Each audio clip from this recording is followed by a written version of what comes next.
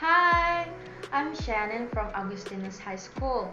Today, I will present one of Indonesia's folktales. Do you know folktale?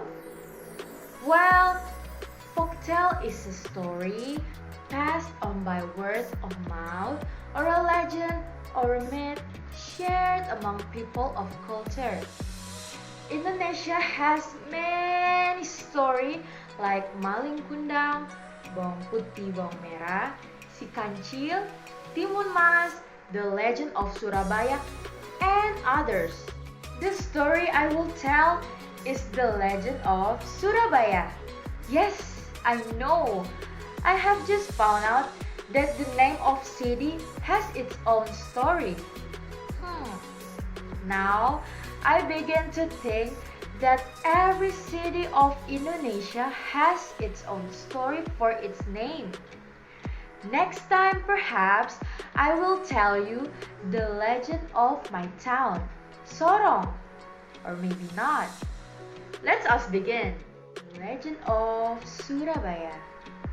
Long time ago in East Java, there lived two strong animals, Sura and Baya. Sura was a shark. Baby shark, do do do do do, baby shark, do do. Wait, forgot it. And Baya was a crocodile. They were friends and lived in the sea. But when they were quite ready, when it came to food, they would not share their meal with the other. Rather, they would fight until one of them gave up and went away. One hot day, Sura and Baya were looking for some food. Suddenly, Baya saw a goat. Hey, there is a goat. Fat one. My lunch. Meanwhile, the goat was chewing leaves and was not aware of Sura and Baya. Aren't these leaves just delicious? Yum, yum. Sura wasn't happy when Baya said the goat was his lunch. Hey, that's my lunch too. I haven't eaten for 2 days because you keep on snatching my food. We can share the goat if you want. You can have the legs. Ha ha ha ha. Not a chance. One goat is not even enough for me. Baya was getting upset. Wait a minute. I saw it first. You are lucky I want to share it with you. No! What no? Well, you must have wondered what happened to the goat, right? Well, the goat of course heard the noise and turned his head around. What the? He approached them while they were starting to fight. Whoa, guys, what is going on here? I'm Gaudi, by the way. Sura and Baya didn't listen. They even didn't look at him. The food that they were fighting for was staring at them. Well, nice to meet you both. I leave you two alone. Congratulations for whoever win this stupid fight. I'm full. Gotta go and have a nap. See you guys, or one of you. Kidding. Just don't die, okay? I don't know your name yet. A few moments later. Okay, alright, stop. Enough. I said enough. Both of them were exhausted and bleeding.